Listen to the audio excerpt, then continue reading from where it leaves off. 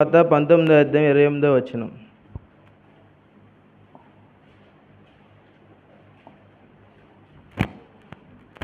అటు తర్వాత సమస్తము అప్పటికి సమాప్తమైనదని యేసు ఎరిగి లేఖనము నెరవేరినట్లు నేను దప్పిగొనుచున్నాను. లేఖనం నెరవేరినట్టు దప్పిగొనుచున్నాను. యేసు దప్పిగొనుచుంటాడా?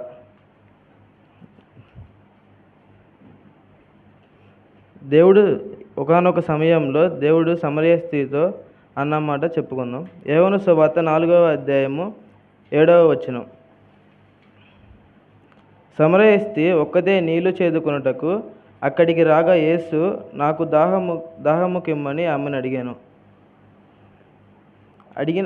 దేవుడు సమరయ స్త్రీని అడిగినా కానీ 4వ మొత్తంలో యేసుక్రీస్తు ఆమె దగ్గర నీళ్ళని తీసుకోలేదు. ఎందుకంటే సమరయ స్త్రీకి సువార్త చెప్పాలని దేవుడు ఆమె దగ్గర నీళ్లు తాగలేదు. అదే 4:13-14 చదువుకుందాం. అందుకు యేసు, ఈ నీళ్లు త్రాగు ప్రతి వాడు మరలా దప్పికొనును.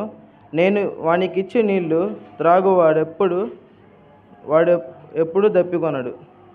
దేవుడు అంత గొప్ప దేవుడు అయి ఉండి సిలువలో దప్పికొనుచున్నాను అన్నాడు. కానీ దేవుడు దప్పిక ఎందుకు కొంటాడు? అందరికేందో నీళ్లు, నేను ఇచ్చిన నీళ్లు మీకు ఎప్పుడు దప్పికొన్నానని దేవుడు దప్పిక తీసుకోలేడా? ఆయన ఈ భూమి మీదకి మనిషిగా దిగివచ్చాడు. మనలాగే ఆయనకి నిద్ర ఉంటుంది, ఆకలి ఉంటుంది, తలంపులు కూడా ఉంటాయి. మన కోసం ఈరోజు సిలువలో ప్రాణత్యాగం చేశాడు.